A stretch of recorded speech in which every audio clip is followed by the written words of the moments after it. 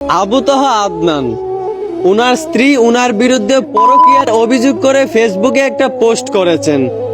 আর সেই ফেসবুকের পোস্ট দেখে অনেকেই আবু তাহা আদনানের বিরুদ্ধে বাজে মন্তব্য করা শুরু করে দিয়েছেন। অনেকেই সেই পোস্ট দেখে আবু তাহা আদনানকে খারাপ ভাবতে শুরু করে দিয়েছেন। পরে আবার দেখা গেল আবু তাহা আদনানের স্ত্রী সেই পোস্টটা ডিলিট করে ফেসবুকে আরো একটা পোস্টের মাধ্যমে জানান, আবু তাহা আদনানের বিরুদ্ধে আমি যেই পোস্টটা করেছিলাম সেইটা ভুল ছিল। আমি ভুল বুঝে উনার বিরুদ্ধে সেই পোস্টটা করেছিলাম, আমি ক্ষমা চেয়ে নিচ্ছি।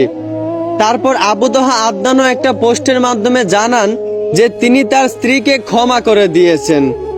এখন শুধু আমার একটা বিষয় ভেবেই অনেক অবাক লাগতাছে, যেই আবু তাহা আদনান হুজুরের কথা শুনে হাজার হাজার যুবক পরিবর্তন হয়েছে, সেই আবু তাহা আদনানের বিরুদ্ধে সামান্য একটা ফেসবুক পোস্ট দেখে আপনারা হুজুরের বিরুদ্ধে বাজে মন্তব্য করা শুরু করে দিয়েছেন।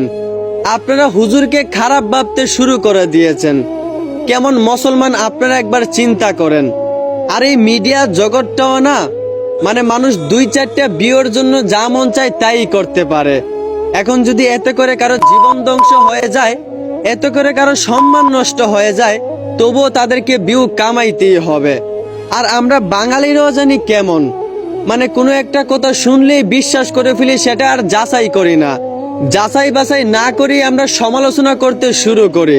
একটা কথা মনে রাখিয়েন, শোনা কথা কিন্তু সবসময় সত্য হয় না, অবশ্যই যাচাই করতে হয়।